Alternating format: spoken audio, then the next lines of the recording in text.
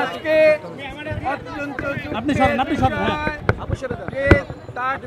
গতকাল একটি রাজনৈতিক কর্মসূচি পালনের সময় নির্মমভাবে আঘাত হানা হয়েছে, যার ফলশ্রুতিতে তিনি আজকে আইসিইউতে আছেন।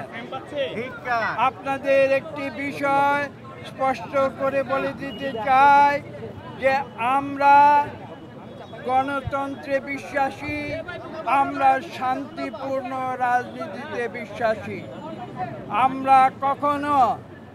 আমরা বিএনপির কথায় আমি বলতে পারি যে আমরা উদারনৈতিক গণতন্ত্রের জন্য আমরা শহীদ প্রেসিডেন্ট জিয়াউর রহমানের নেতৃত্বে আন্দোলন যেটা বিএনপি শুরু করেছিল, যেভাবে এদেশে বাকশাল দূর করে বহুদলীয় গণতন্ত্র ফিরিয়ে আনা হয়েছিল, পরবর্তী যেভাবে দেশনেত্রী বেগম খালেদা জিয়ার 90-এর আন্দোলনের নেতৃত্বে এদেশে পার্লামেন্টারি গণতন্ত্র ফিরিয়ে আনা হয়েছিল, এবং যেভাবে সর্বশেষ বিগত বছরগুলিতে আপনারা দেখেছেন আমাদের ভারপ্রাপ্ত চেয়ারম্যান জনাব তারেক রহমান সাহেবের নেতৃত্বে তিনি ধৈর্যের পরীক্ষা দিয়ে যেভাবে আন্দোলন শান্তিপূর্ণ প্রক্রিয়ায় বজায় রেখে এদেশ থেকে ছাত্র জনতার সঙ্গে একাত্ম হয়ে স্বৈরাচারকে এদেশ থেকে পালিয়ে যেতে বাধ্য করেছিলেন,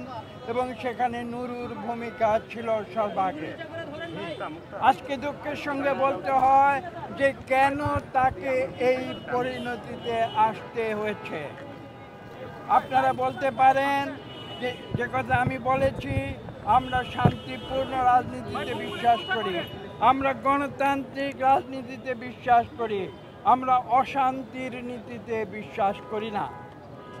কাজেই সেই আন্দোলন আমরা করেছি, নুরু ছিল সেই ছাত্র আন্দোলনের নেতৃত্বে, এবং সে সতত রাজপথে তার অবস্থান বাংলাদেশের কোটি কোটি মানুষের কাছে স্পষ্ট করে দিয়েছিল।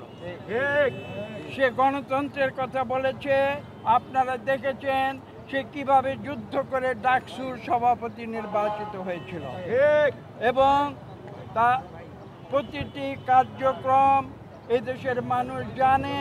তাকে এই নির্মম নির্যাতনের শিকার হতে হবে, এটা বাংলাদেশের কোনো মানুষ মেনে নিতে পারে না।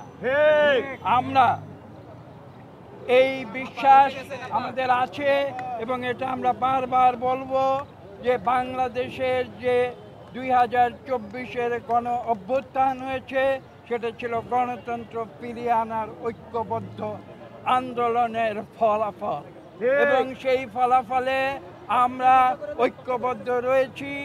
আমরা বিশ্বাস করি যে আমরা যে গত 2024-এর অগাস্ট থেকে যে রূপান্তর প্রক্রিয়া শুরু হয়েছে, গণতন্ত্রের রূপান্তরের যে প্রক্রিয়া শুরু হয়েছে, সেই প্রক্রিয়া আমরা অতি শীঘ্র সম্পন্ন করব, যাতে করে গতকাল নুরুর উপরে যে ঘটনা হয়েছে, যে অত্যাচার হয়েছে, যে জুলুম হয়েছে, সেটার জন্য এদেশে আর কোনো দিন পুনরাবৃত্তি না ঘটে।